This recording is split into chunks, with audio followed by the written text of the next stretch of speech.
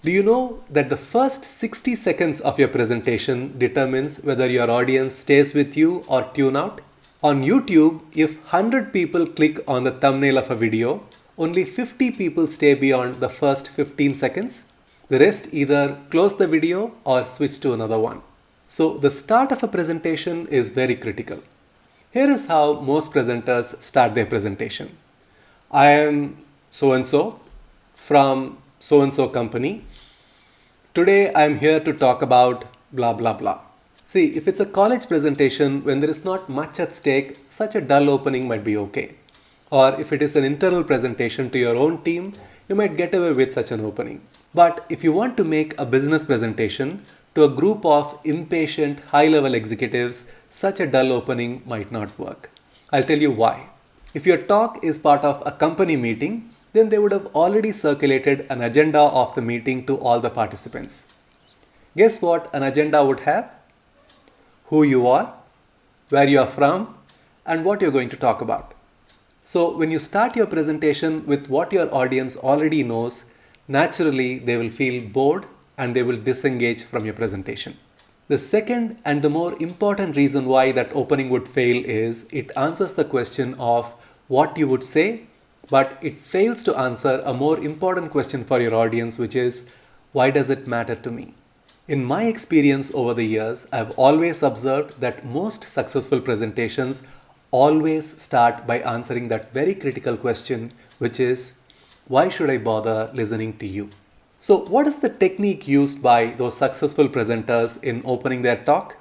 I'll tell you.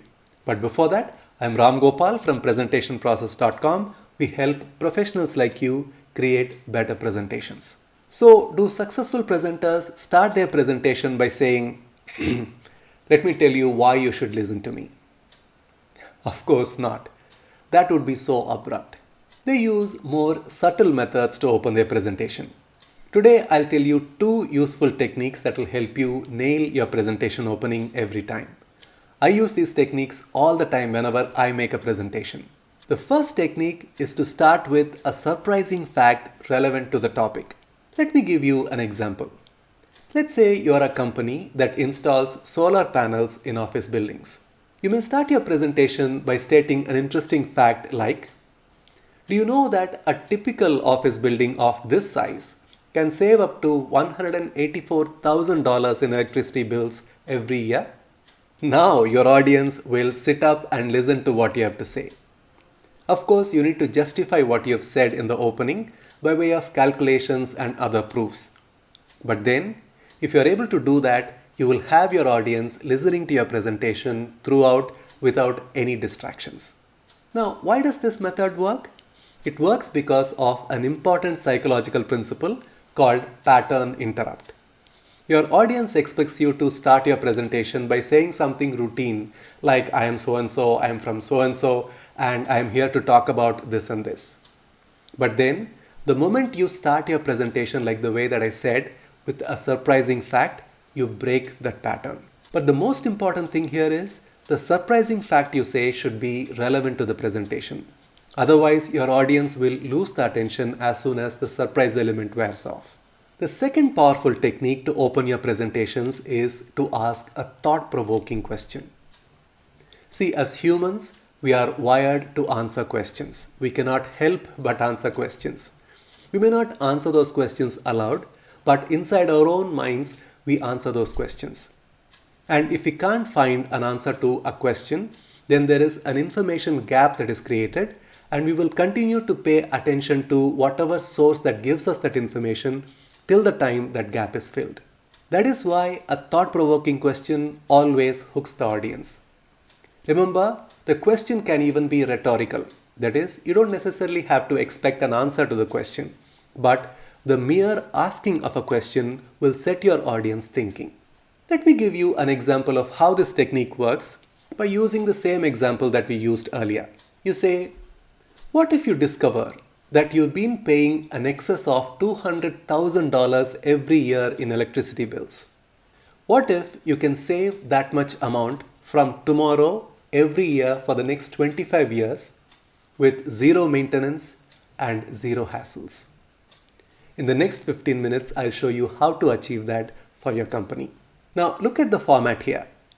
The question raises doubts about a routine practice. It opens up new possibilities. It makes your audience pay attention to a thing they have never paid attention to before.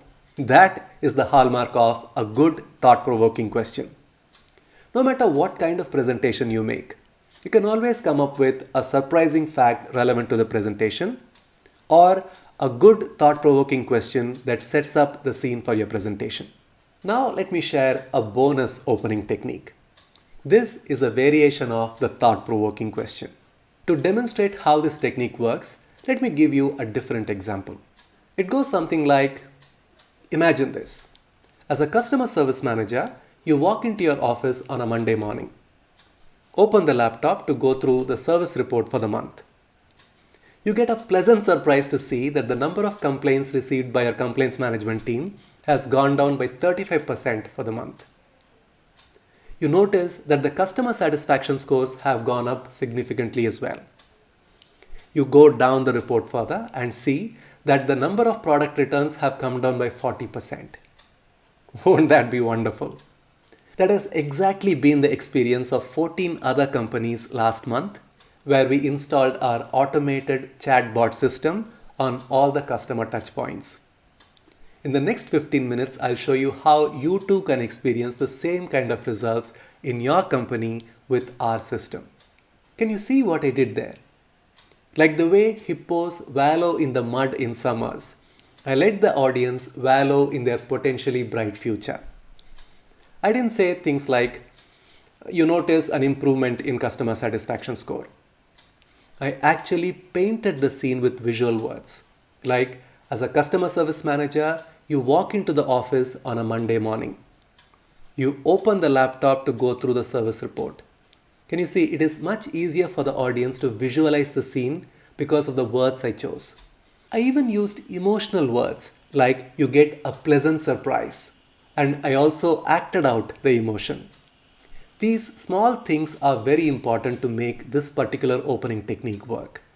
It requires a bit of practice, but it'll definitely make a significant impact whenever you use this technique to open your presentation. Now, if you notice, in all the three techniques that I mentioned, we opened our presentation by answering that very critical question in your audience's mind, which is, how does this help me? Why does this matter to me? Now, that is the secret sauce for a successful opening of a presentation. Now, go back to the start of this video and write to me in the comments about the technique that I used to open this video. By the way, do you want to join our 5-day free email course called 25 Creative PowerPoint Ideas? Then all you need to do is to click on the link and join the course. I'll share some really useful and practical tips you can use in your next presentation. So click on the link, join the course, and I will see you inside.